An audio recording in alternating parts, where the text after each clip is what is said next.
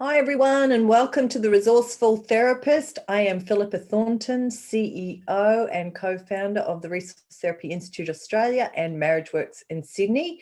We are delighted to have really special guest. Actually, my co-founder is here today. I thought, who can I interview for the Resourceful Therapist to allow you some really cool, learned, amazing wisdoms? And I thought no further than my husband, Chris Paulin. He actually is an amazing consultant psychologist with a master's in psychology and has been practicing in psychology and mental health for many years in the mental health system for the Department of Health. I'll let him go through his many experiences and qualifications, but he's very, and of course, a person very dear to my heart, but I deeply also respect and admire him both as a person and as a therapist and a mental health professional. So welcome to Chris. Chris, introduce yourself and let everyone out there in YouTube land, the Resourceful Therapist podcast, know a little bit about you. Well, thanks, Philippa. Thank you for your very kind words of introduction, and it's a pleasure for me to be here today to be able to speak to the people who will be watching this podcast. That's a real privilege, and I'm very humbled by the great honour to do so. So thank you for that. Thanks for that opportunity. Just about myself, as Philippa said, I'm her husband. I'm a consultant psychologist. My background is a Bachelor of Science in Psychology from the University of New South Wales here in Sydney, Australia, and also a Master of Clinical Psychology from the same institution. So I had 6 years of training in psychology at the academic university level. Can I say something about that, Chris? So Chris is the equivalent of a clinical psychologist. However, the system changed in Australia and he didn't grandfather over it. So he is the equivalent of what could be called now a clinical psychologist in Australia. Yeah, my qualifications are equivalent of those of a clinical psychologist. So just a little bit about my career, just to give you some background where I've come from. When I went to university, I was studying psychology. When I did my Master of Clinical Psychology course, the department that I was part of was very behavioural. It was very behaviour modification influenced.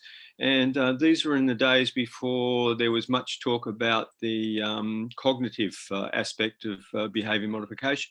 It was very Skinnerian in its kind of view or its philosophy. You didn't have to worry too much about what happens in the black box, just worry about the stimulus and the response.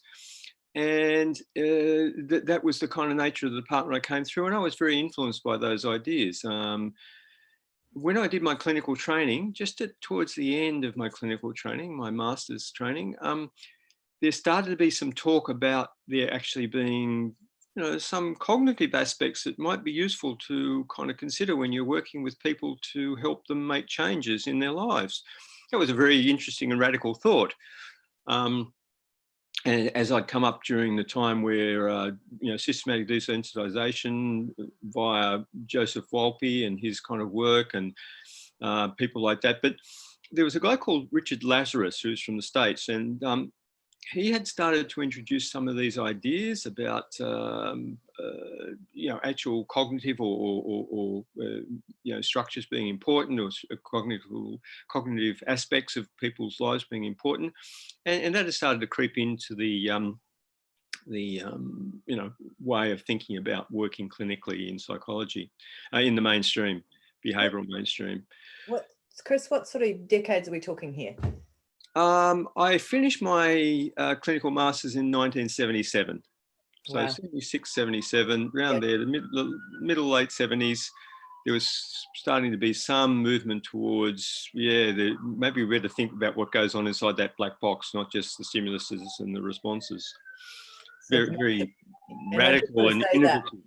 Sorry, I didn't mean to talk over you there, but I just want to say you've seen so many changes throughout your long history in psychology, haven't you? Yeah. Yeah. Many Yeah. changes. Yeah. So that Yeah. started, and then can I even just before we get into, because you worked for the Department of Health for many years in the Child and Adolescent Family Service, and we'll get onto that in a moment. But Yep. just before, as a young man, really, when did you decide to make that decision that you were going to travel down the path of psychology? About how old were you and what was happening for you at the time? Okay, I was about 16 years old. Mm-hmm. I was doing in Australia. We do a thing called the school certificate, which is at year 10. So that's the 4th year of high school. You do that, and then you do 2 more years, and you do your high school certificate, or your graduation from high school, which takes you to university or wherever you're going to go from there in life. So at 16. I was very influenced by a friend of mine at school whose brother was much older than him and was interested in psychology and subjects. And the first psychology text I ever read was Eric Fromm's the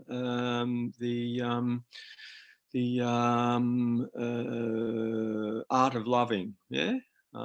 Which is Eric Fromm is a psychodynamicist, ego psychologist. And that was a very interesting book. And I read that. And then I started to read a little bit about Freud. I chased up a bit about Freud, and I got interested in Freud, and I got interested in the mind. Previously, I'd been interested in maybe perhaps doing a career in medicine, physical medicine, like I was interested in neurology, and I've got some ideas about that. But then I suddenly got the passion for the mind rather than the brain so much. That's where it started. Ah, fantastic. And if you think about that journey into psychology, that's where it started. But was there also, I think and I just think this generally myself, there's always both the professional and the personal. What led you there also around that in your own personal life to I want to, I think helping, psychology, mental health, social workers, etc. We're all in the helping field. What other personal influences? I'm not really so sure about that. I mean, as I said, I was interested in physical medicine for a while, and I think it was just an adaptation of that. I mean, my parents were always very encouraging of my academic kind of pursuits. Your expectations from them, which I didn't find burdensome, but that I would kind of do something of a higher level of education. They were both like high school level kind of people and lower high school level people. They hadn't actually graduated from high school. They'd got the equivalent of what would have been for me the school certificate, like the 4 years of education in high school. So they'd always had wishes for me in that direction. And I guess, I had wishes for myself because they had the confidence in me that I could do it. Yeah, sure. And as you developed as a young psychologist, you did your master's there and placements. And how did you land where you landed in your first few years there? And what was your sort of learnings as an early mental health professional there? Okay, well, that's quite interesting because having had the very behavioural, almost Skinnerian kind of like background and philosophy in psychology and training, one thing I actually had during my master's, which I found very valuable in hindsight. I didn't think it was so valuable at the time, but we had to do some optional units besides the mainstream behavioural kind of stuff. And one of the units I took was with a woman called Margaret Topham. Margaret Topham was a social worker in Australia, in Sydney at that time. And she was, arguably the doyen of the family therapy movement in Australia. Wow. Or certainly in the East Coast anyway. And she'd been influenced by Virginia Satir and conjoint family therapy. So I had an experience with and a taste of and a kind of a interesting brush with family therapy at that point. And so when I got my first job with the health department, I took the first job I could get. And the first job I could get was a job with a child, youth and family community health, mental health team. Yeah. So it was community health services. I was in a community health centre, based in a community health centre with a lot of other teams, adult mental health, generalist nursing services, chiropody, all kinds of different services in a general health team, community health team, both physical and mental health services. And that job as on the child and family team meant that I came under the aegis of a group. So the organisation was, there were community mental health teams in various suburbs, and they came under a banner of a health area. And that particular health area at that stage had a team of run by a child psychiatrist and several other psychologists who were supervisors, who were their remit was to supervise the work of child, youth and family mental health workers in the services to see that they were giving the best service possible to the people they were working with. So luckily, that person, although being a child psychiatrist and being traditionally trained in Kleinian object relations kind of play therapy, had decided on his own behalf that the best way to and most efficient, most effective way to work with child and family problems was through family interventions, through family therapy. So I got compulsory training in family therapy via supervision and training. And that was a really good thing for me. I really am very happy that happened.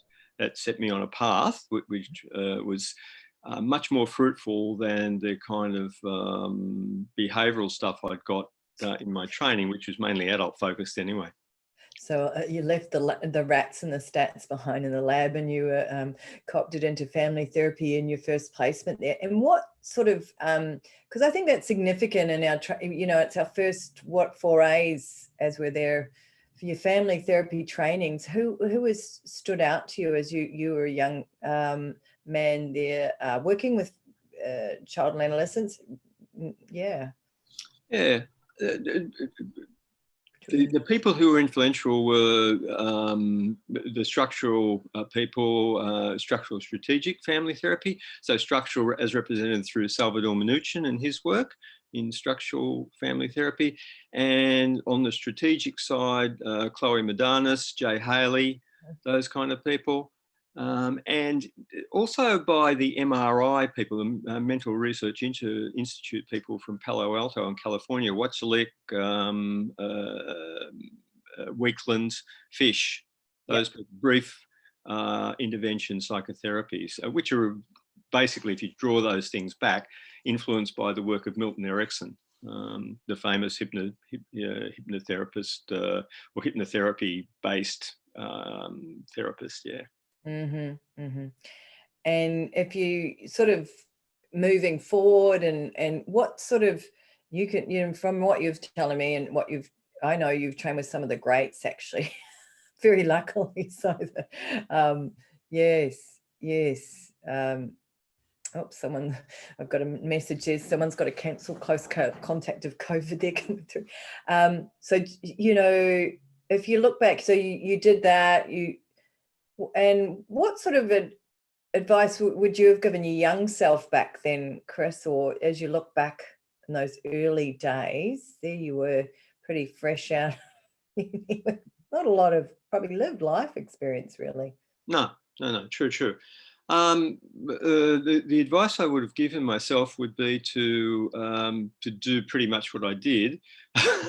Luckily, as it turns out, is to get experience in as many types of interventions and ways of doing things as possible. Because as well as doing the work with that supervisory team and getting input on family and systemic kind of ideas, I was also did 6 months of object relations Kleinian play therapy supervision with a Kleinian oriented therapist, psychologist. So that was interesting. I mean, I didn't incorporate too much of that into my normal practice, but it was interesting to hear those ideas and to kind of get some insights from that direction. Even if not to agree with a lot of them, it's still kind of useful to kind of, you know, get ideas and to entertain ideas and see why you might have some different ideas than the ones that were presented. Actually, that's what I hear from the most experienced clinicians, is sort of learn everything and take what you resonates. So, yeah, and it can move you forward. Thank you. And Chris, so moving forward, family systems. I know you've got a great story about it, something about orange juice. Oh, that was very early in my career. That was quite early on. One of the things that made me very humble as a therapist, and you know, I hope I kind of continue with that humility. I certainly do attempt to, and I think I do. I think I do that job. You do.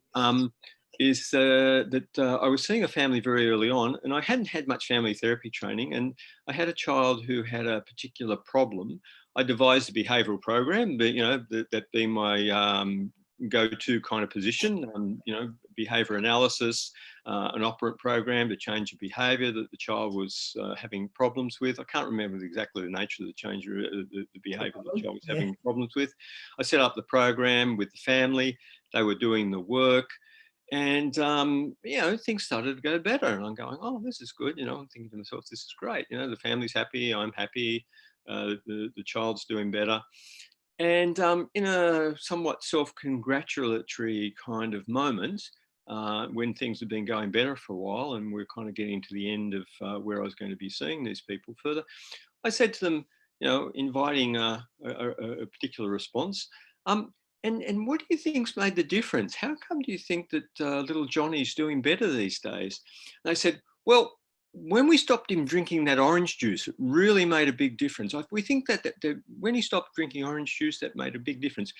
Well, I was a bit deflated and flabbergasted because I had not, as part of my therapeutic regimen, said anything about orange juice. And so that taught me a very useful lesson that I should not become to use Michael White, and I'll talk about Michael White later, my influence from him, but not become a therapist who was too centered, yeah, who thought that I was kind of running the show and kind of orchestrating stuff and that people would see it as such, because they sometimes don't.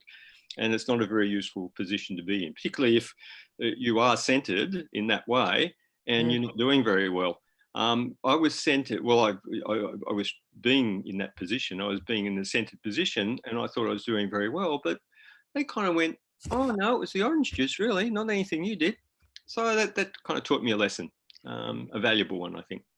And when you're saying not being centered, say some more on that. Okay, well, this is a notion that comes out of Michael White. Michael White's been an influence on me.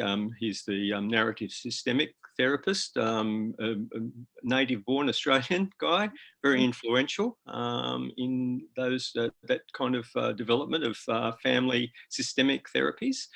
And he had a 2x2 table which looked at the relationship between what he called therapist position and influence. So on the 2x2 table, you had a therapist could be centered or decentered. They were the two values on the therapist position. And on the influence side of the 2x2 table, there was to be influential or not influential. So on that table, the best position, according to White, and I thoroughly concur with his conclusion, is to be decentered and influential. So that is that you kind of let the people do their thing, but you still influence how things happen. And the worst position is to be centered and not influential, where you're carrying the can because nothing's working. Yeah. Yeah. Oh, fantastic. I'm glad to hear that. And maybe that's a good place to, you did a lot of training with and narrative and so forth. You have still some strong associations and friends. I know that's, Yes, that was kind of the development of my kind of family kind of stuff, work. My family interest, family systemic interest, was to go on. And when Michael quite burst forth on the scene in the early 80s, early middle 80s. And I remember the first paper I read by him was about, I can't remember the exact title, but it was about sneaky poo. It was about working with encopresis and using narrative kind of systemic ways of working with that.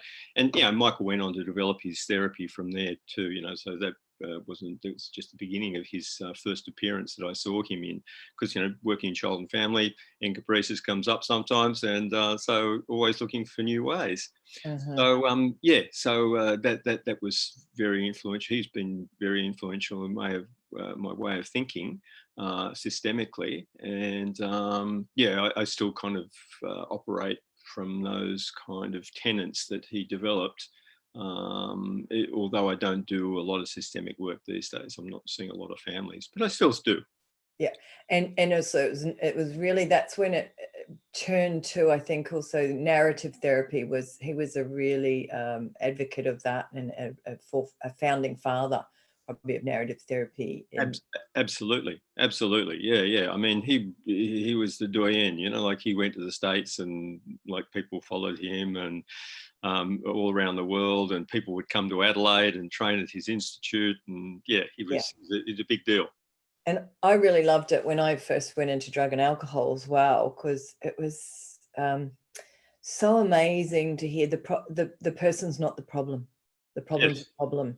Yes. And some of the ideas of externalizing and practices of outside of witnessing and psychodynamic, it was really profound. But yes, and the narrative that but there was, for me, it was quite an intellectual therapy. And there was some missing bits. And then where did you progress to, just in terms of moving along and influential? So while I was doing that, I was doing my child and family, youth, adolescent kind of work. I also was always interested in other ideas that were coming up and other kinds of ways of working. And I became interested in the influence of trauma on presentations in families, in children, adolescents, and how those things might be kind of related to the families who were coming to see me. Can I say that too, Chris, to the viewers out there? Because when you work in Australian community mental health, that's people that are referred by the Child Protection Services and at the very coalface edge, aren't they? They're not, you're not in private practice. So there's therefore a lot more likely to have a few adverse childhood experiences and trauma and so forth going on. So not surprisingly, you'd be, hang on, we need to be doing something here that's recognizing this. And also one of the other things is that being a male and being in child, youth and adolescent mental health services, I mean, basically, I think this is fairly true the world over, although I could be corrected, that but certainly the case in New South Wales, in my experience in working in the health services, is that mental health services have a lot more females than males, and definitely in child, youth and family mental health services, there are a lot more females than males. So I was working in teams where there'd be maybe one, myself, or maybe a couple of guys, and everyone else would be a woman. And that's no problem with that. And that was a great experience for me. It has been a great experience for me. The issue was that some of the clientele in child, youth and family services, and particularly the youth aspect of them, were young men who were conduct disordered, going to graduate some of them to having diagnosed with antisocial personality disorder when they were adults, and the younger ones oppositional defiant. A lot of my female colleagues, and I'm not being kind of, I'm not, what will I say? Bad-mouthing them by saying this, but they didn't like to see those guys very much. I was going to say, I bet you're a bit of a popular referral list cases, and that happens in any workplace. Actually, it's like, oh, we'll give it, this, Yeah. So when I'd go to allocation meetings every week, I'd know that when the 14-year-old who was cutting up rough at school and got suspended for fighting, that'd be coming my way. Yeah. Um, Mm. yeah, and that was okay because you make a virtue of necessity. So I actually learnt a lot from those kind of people. But why I'm saying this in relation to the trauma thing is that oftentimes when you go into the background of young men who have those kind of issues, they have a very chaotic background and very traumatic backgrounds. So I got interested in trauma.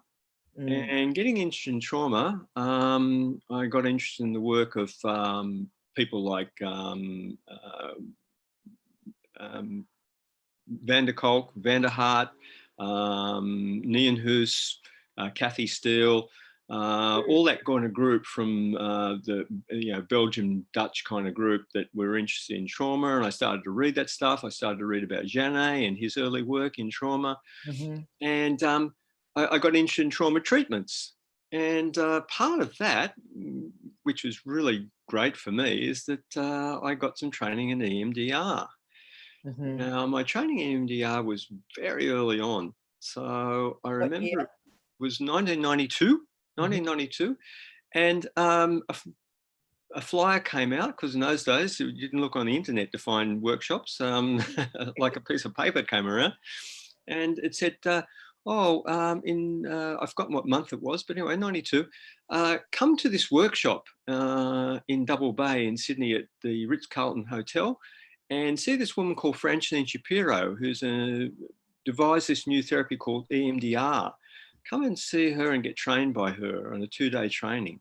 I'm going, okay, I'm going to go. I've always been in psychology kind of stuff, I've always been a bit interested in new ideas and I've been a bit of an early adopter.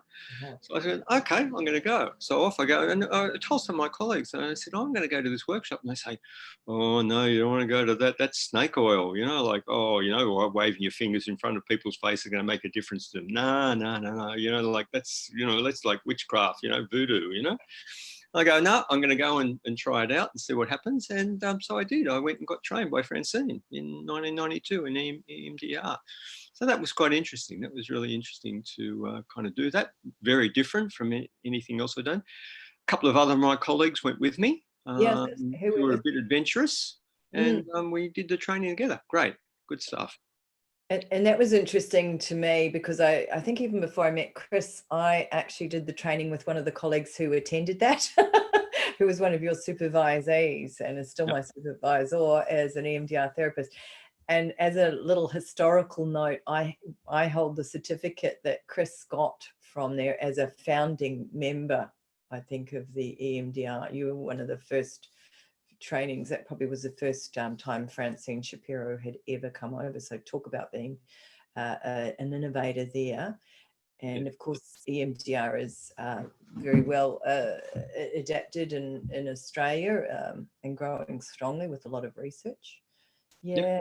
No, that was the first time she'd ever been to Australia. That was for sure. And it went from being, that's snake oil, we wouldn't do any of that, to now being well accepted as having proof of being a efficacious therapy method from the American Psychological Association for many years now. Let me ask you this then, Chris. When you attend a training course, like what was it in that training course that sort of sold you on EMDR? What was it that said, yeah, wow, this works? Okay. Well, the thing that really sold me on it was that, I saw changes, like we all had to work together on issues. So it was a hands-on training course. You actually used the method and saw what it did. So I dutifully presented one of my issues. And you better tell us what the issue is. Come on. Yeah, the issue was that I had not till my early 20s, later than that, in my late 20s, I had never been out of Australia on a plane.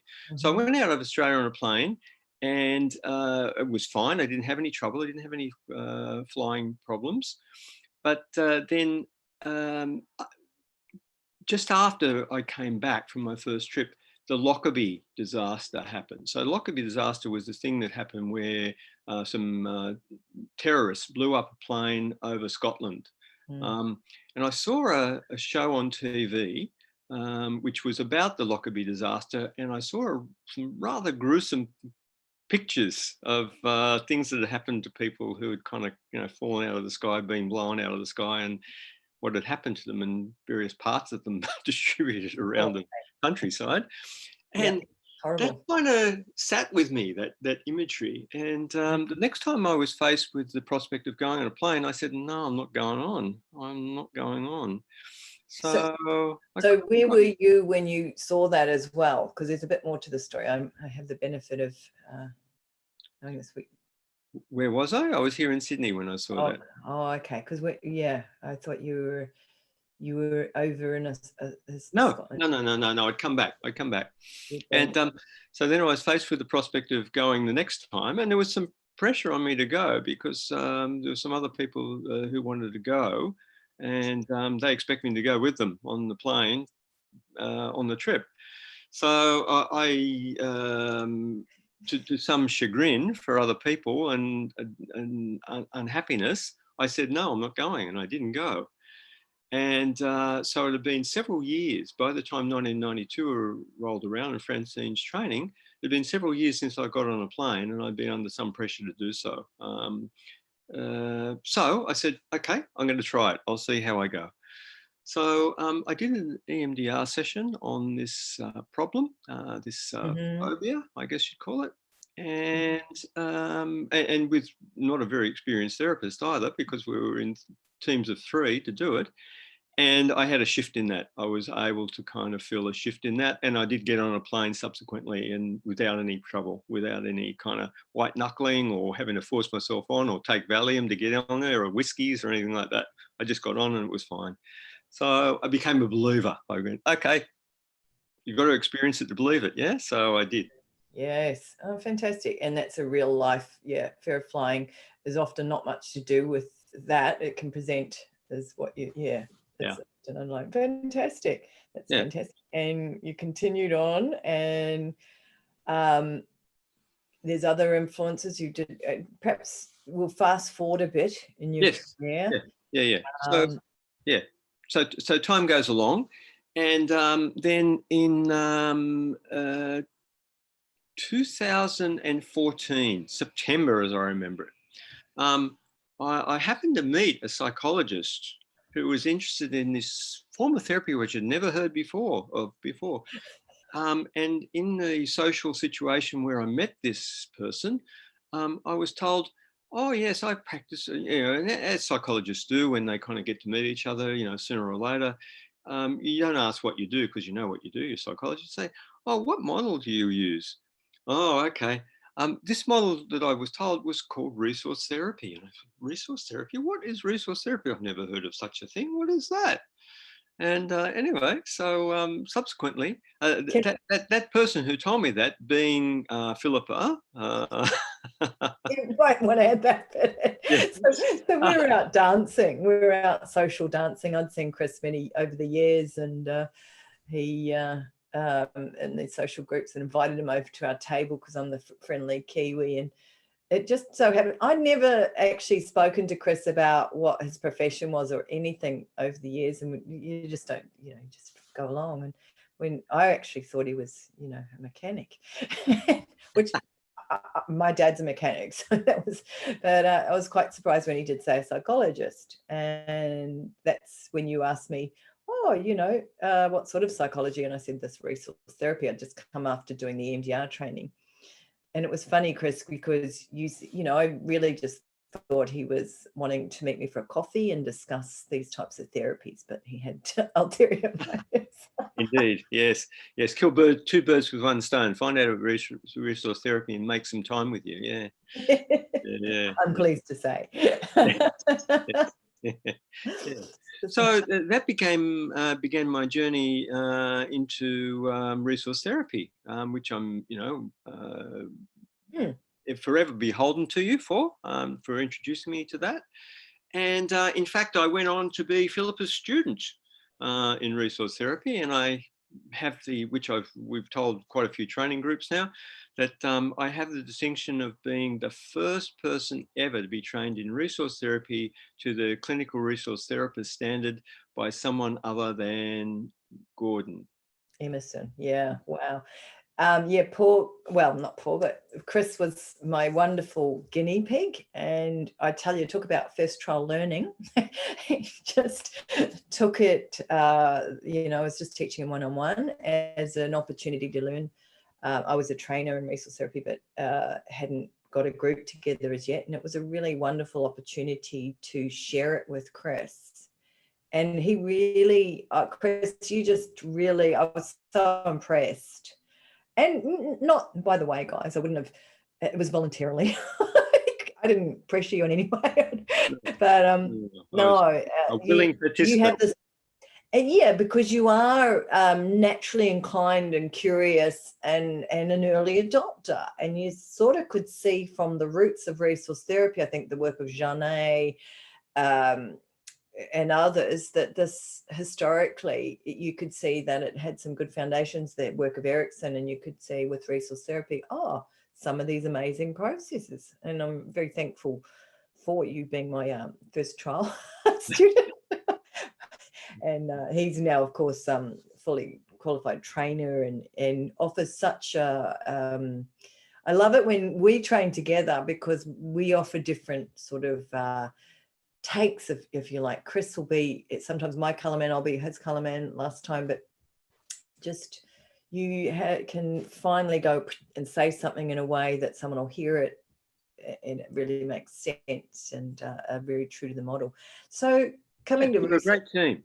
We are a great team. Yeah, and I have the deepest respect for you and love for you as a wife as well, but also as a therapist. And it's great having Chris as my referral source at times. Yeah. Well, I call Philippa the RTMT, Resource Therapy Master Trainer. I mean, not for forsaking other people or Gordon, but she's very good, and we're very collegial. And we've both got a great interest in mental health and helping people and pushing things forward and taking on new ideas and seeing how they fit and can be incorporated. And it's a great fit. Yes. Chris is probably like me and a lot of others that are interested in these type of trainings, lifelong learners. Yes. And if you think back, Chris, when I can't remember, 2015 or something, I might have done the training. I can't remember. Then Chris went and saw Gordon in action and did the advanced trainer. And Chris has been amazing. He's done every training workshop. What was it about resource therapy that resonated for you with your long history and knowledge in the helping profession? Yeah. Well, I guess the main thing for me is about the emotional processing aspect of resource therapy. So a lot of the other therapies they're great therapies and they produce changes. But not being a Freudian, but I remember Freud's kind of very, very wise words that insight without catharsis will not produce a change. So what he meant by that is that if you have an intellectual understanding of your problem and you can repeat rote and verse what it means in whatever jargon the psychology from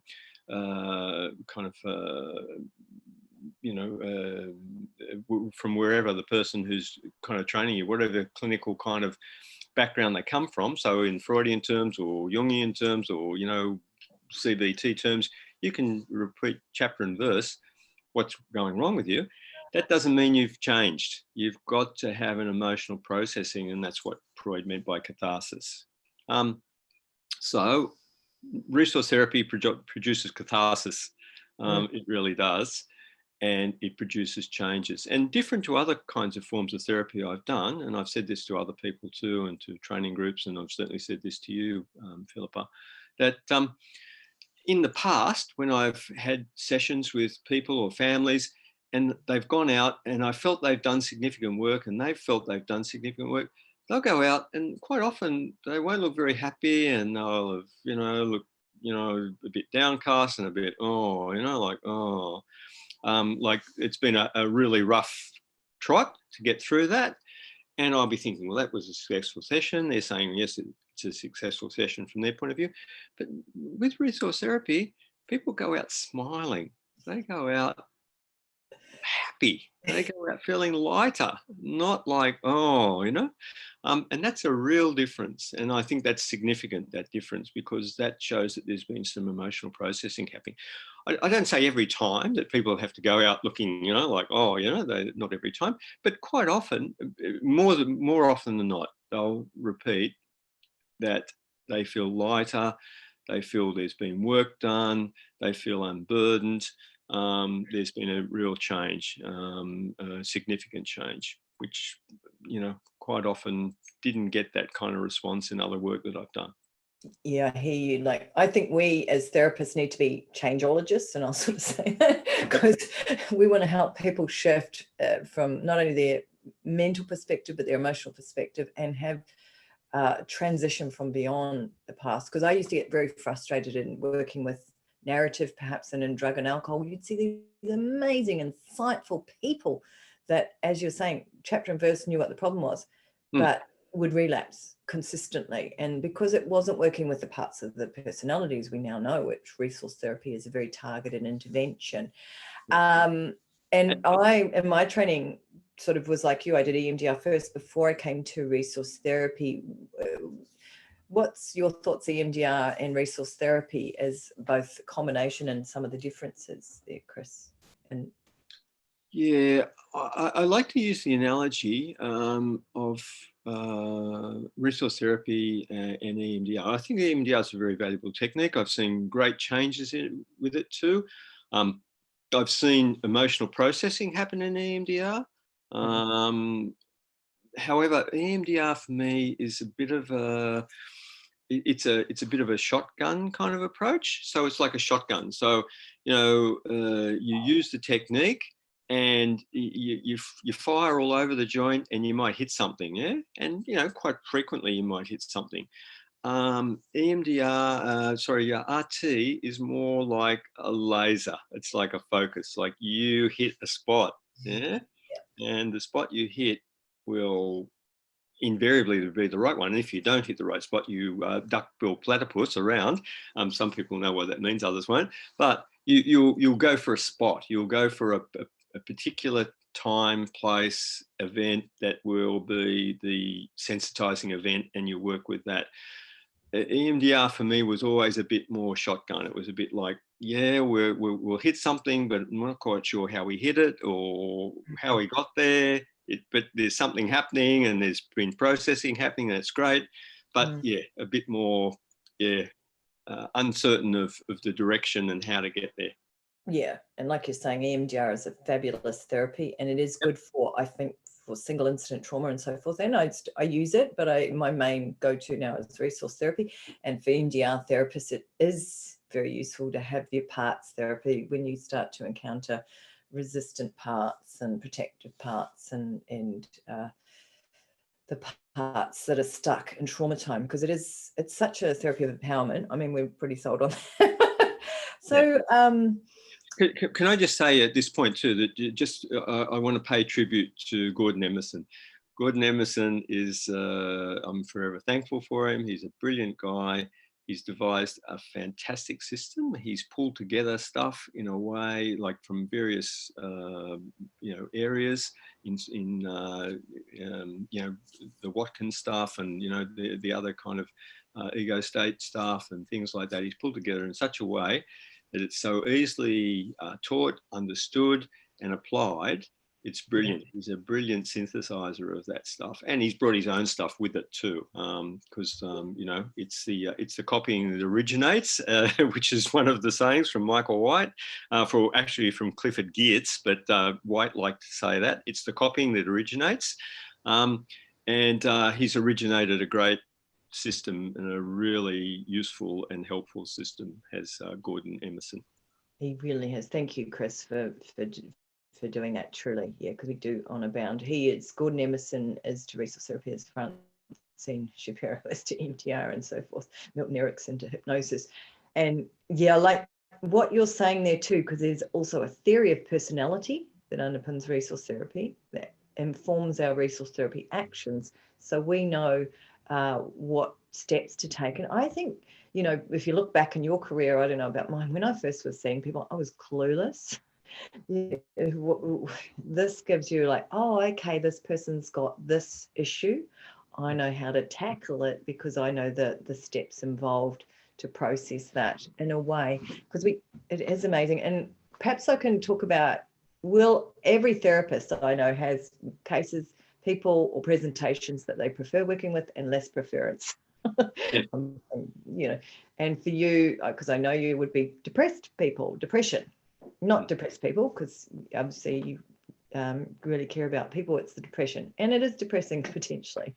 But I've seen your work with the resource therapy actions around depression, and I suspect that might have shifted somewhat for you, Chris. Could you say how that is now? Because you're very good at that, actually, resource therapy. And what's it offered? Yeah. I mean, I think I've got much better with that now that I've got resource therapy under my belt. Yeah, it makes a big difference in how I've approached it from my past kind of approaches to that kind of problem when I was working from a, you know, more, you know, CBT step kind of way, you know. What's the differences? Well, there are a clear set of actions to follow from RT, from working with depression. There are, you clearly get a sense of the way in which, and I don't want to get too much into the, well, I don't want to get too much into the jargon of RT because I don't know, you know, how many the viewers know about that, but you're welcome to. When you hit a part that is weighted in disappointment, you know, to address that part, to get it on side, to know that it's got a valuable lesson for the person, but to ask it to stand aside, to let some energy flow so the person's got a bit of energy and get some other parts that haven't had much time on deck in the recent past, or, you know, since the depression's onset, to get some energy and to do some things while you're also working with the disappointed part to get the valuable lesson that it needs to convey to the person. So, I mean, that's a much clearer roadmap and way of working, and working with the parts that need working with, than anything I've been able to come across before in working with depression. Yes, you're very, yes, so true. Even in fact, I think there was a doctor in Melbourne that stopped prescribing near as many antidepressants by using the weighted in disappointment protocol. Yep. Yeah, and if you think back, you know, like you've been doing this a few years now, what are some of the watershed moments you've perhaps seen in a therapeutic process, without giving, you know, any, you know, staying within the bounds of confidentiality, of course, but have you seen that it's kind of gone like, you know, I just know this, I'm asking this because I've seen, like, you do have the one session wonders, and it's like, whoa. Yeah. Look, I mean, working with, I mean, you know, the bread and butter of working with RT, as you know, is baited in disappointment. Baited in fear and baited in rejection. And sometimes when I've worked with people who've had like long histories of, particularly, you know, I mean, baited in rejection is probably the most common baited or work in RT. And I've just had people who've had miserable backgrounds in many, you know, instances of rejection and not feeling good enough, and that influenced their life in negative ways for long periods of time.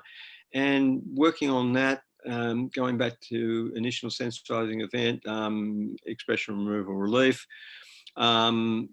yeah, they've walked away feeling so much better and reporting that and going, and those changes have been lasting. It's not like, you know, oh, it felt good after the session until 3 days later and I went again.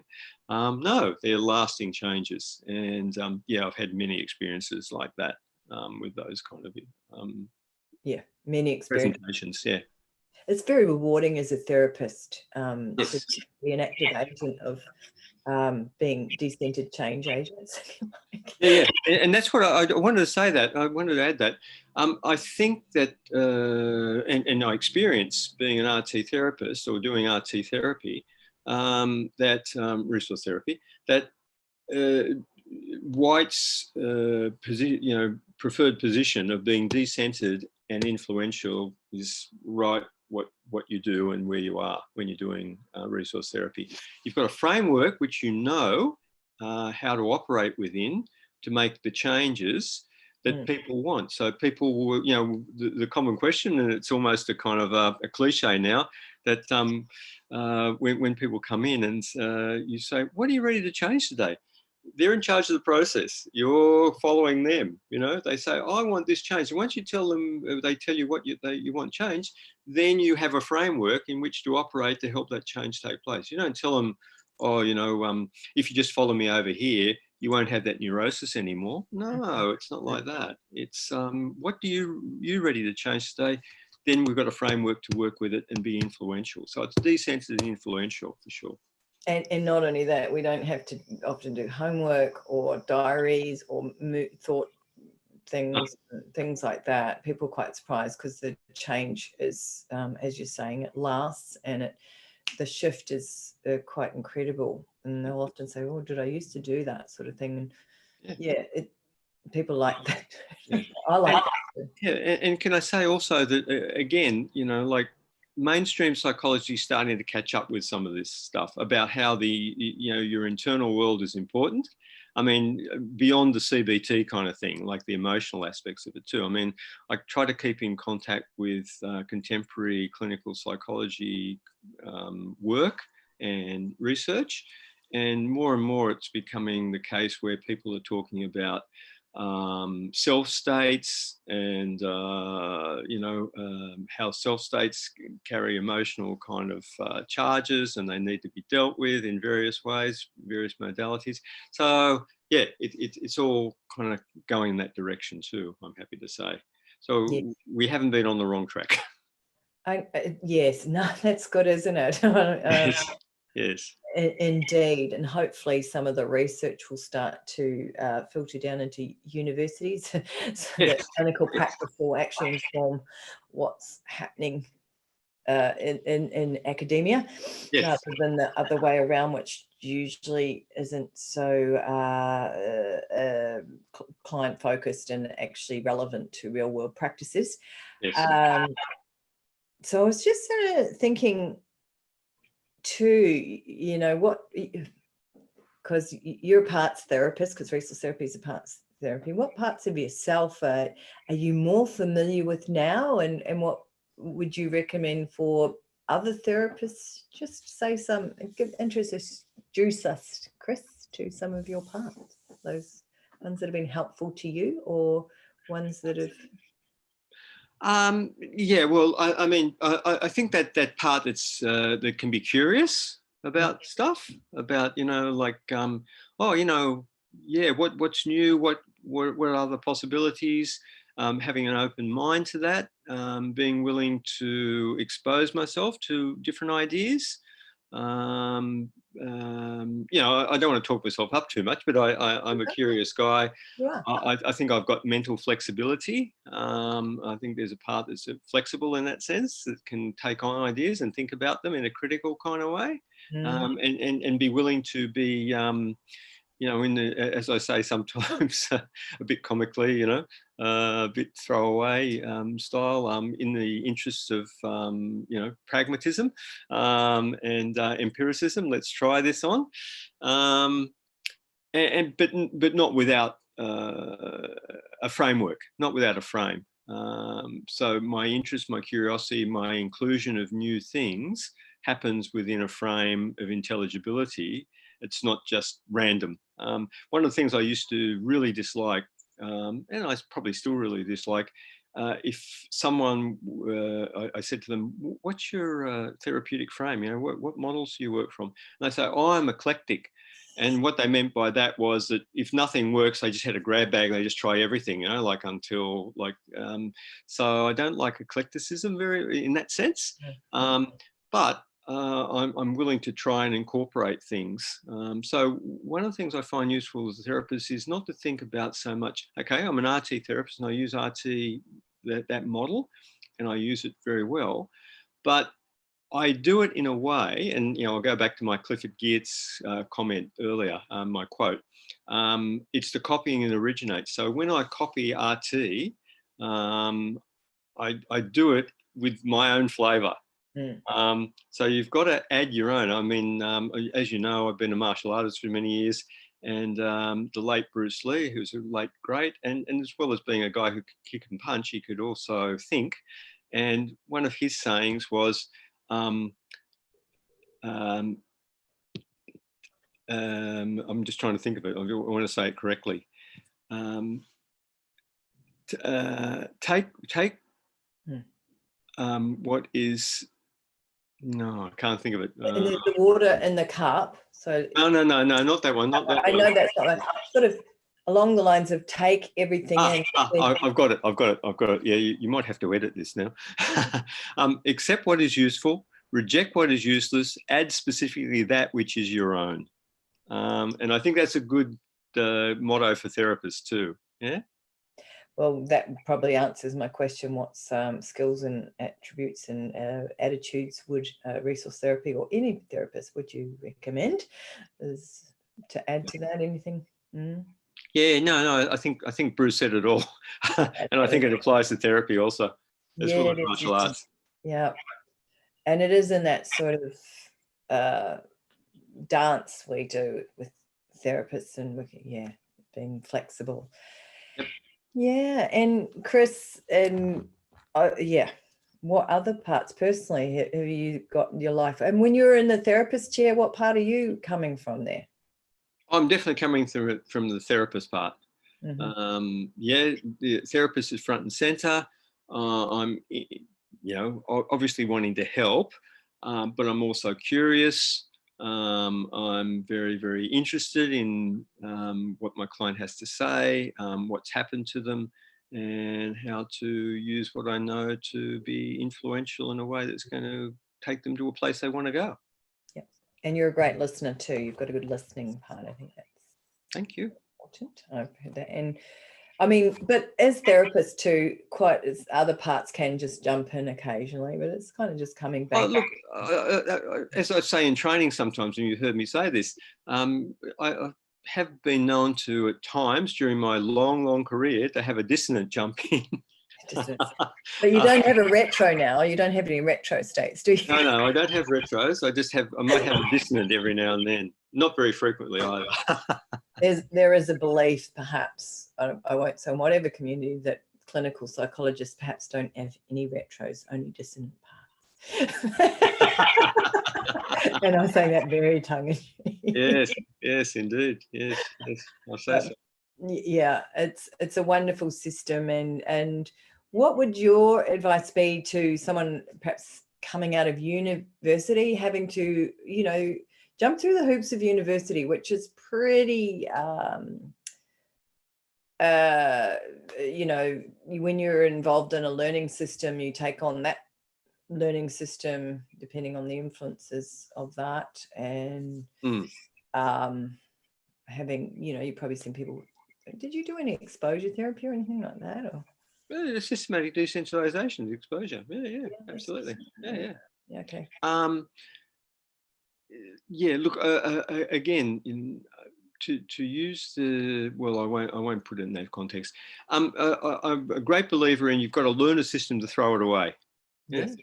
So learn a system, no matter what system you learn it. And once you've learned it, then you will be confronted by things that don't or aren't addressed or aren't adequately dealt with by that system. And then you've got to go somewhere else. So you learn a system to throw it away, but you don't throw it away.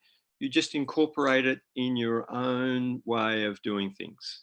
Mm-hmm. And from that, in terms of learning the RT system and throwing it away. What can you say on that? Okay, well, and when I say throw it away, I don't mean you discard it and you never use it again. I mean that you put your own imprint on it, which goes back to the Bruce Lee thing, accept what is useful, reject what is useless, add specifically that which is your own. So the way I do RT is never going to be the way that you do RT or anyone else does RT. I do it in my own inimitable style. What's your own inimitable style then, because of RT, Chris? Well, that's so hard to describe because it happens moment by moment in my contact with the client. Right. How I apply it, how I do it, what nuances I put on it, how I language it.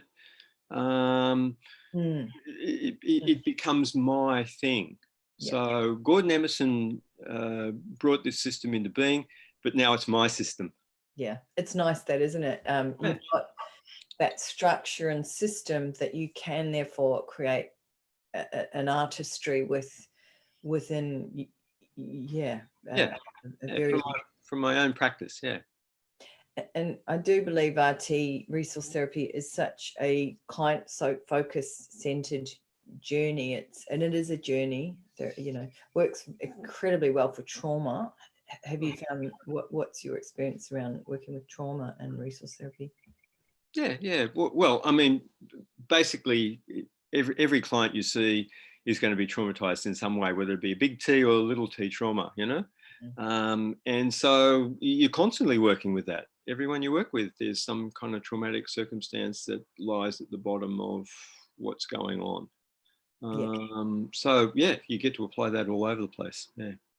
And I can probably say this too, in both our experiences, you see is that trauma and that lifts, people can be freer in who they are and how they are now in their lives, because RT is very profound at clearing up attachment, unmet needs from our childhood and present, and also having us have access to, and Chris was very good at this when we first started dating. He still does this actually in some ways, bring out little fun parts of ourselves. Yeah. Indeed. Yeah. Which I think is different, don't you, Chris? Because I notice in some other like family systems or something, they want to grow a part up. But in resource therapy, we want to have like, I'll out you, Chris, a bit here. You put me on your knee and just bounce me up and down, and it brings out like a 4-year-old part of it. That is being on my dad's knee. Yeah. What's the aim of RT? To have the right part out for the right occasion. If you want to enjoy yourself and you're on a swing, what better part to have out than the 4-year-old part that can enjoy that, right? Yeah, exactly. Yeah. The other thing I just want to say in relation to your comments just a couple of seconds ago is that I was influenced very much by, as I said earlier, by Bessel van der Kolk and Van der Hart, Onno van der Hart, Elliot Nieuwenhuis, Kathy Steele, all that group, the Dutch-Belgian group of trauma people. And I went to the first time I went to see Bessel van der Kolk when he was in Sydney, 1998, I believe it was. And during his 2-day presentation, he said, the art of working with people who are traumatized is having them here now and not back there then. And that's what I think RT does. It clears up so you can be here now and not back there then. So that when the triggers happen, you don't go back to being where you were, where that initial sensitizing event happened. You can be here now and know that you're here now. So freeing to be in the present moment, that gift that is, not in the future, not in the past, but exactly in this very moment. Yes. We know there's a whole mindfulness movement around that, acceptance commitment therapy, that integrates that well. Yeah. So, well, on those wise words, let's hear from our people that are viewing. And thank you, Chris, for your time. I really appreciate this. It's really wonderful.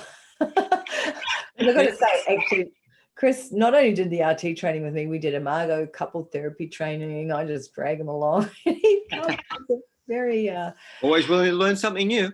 You are. I'm really admiring and have deep respect for you, but yeah, intellectually, emotionally, all that, yeah, as well, you know.